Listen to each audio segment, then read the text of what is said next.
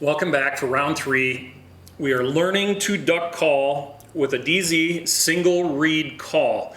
And we started off the series pretty simple, and we're going to try and get harder and harder and harder. Just keep in mind, I'm not a professional. I'm trying to learn, and I'm trying to learn with you so we can take all the pressure off of being good from the start. And we've been trying to practice about 15 minutes a day to get the muscle memory and the wind, your mouth right, how much you're blowing, to actually sound like a duck.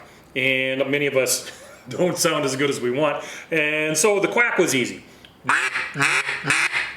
Just a little bit of wit, wit.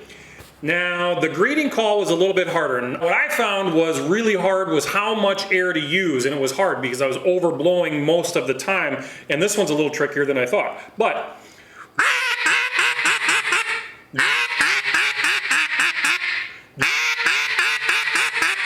however, I did get a little bit better knowing not to overblow to where you lock up the call or anything like that. But now we want to move on to the feeder chuckle.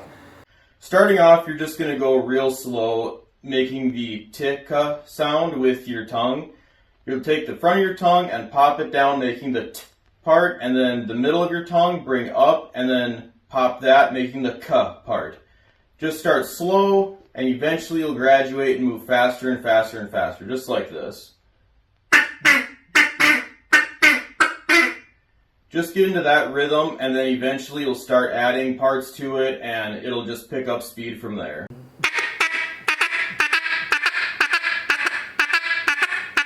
And I don't know if I'm actually saying tika, but thinking it while you're blowing really helps kind of cut that air off, so you can blast it off. Blast, boop, up, boop, up, boop, up. Go ahead and give dzcall.com some love. Check him out, see all their calls. I know he's trying to expand and get other calls out there, so let's help him grow. And until then, we're going to practice the feeder chuckle.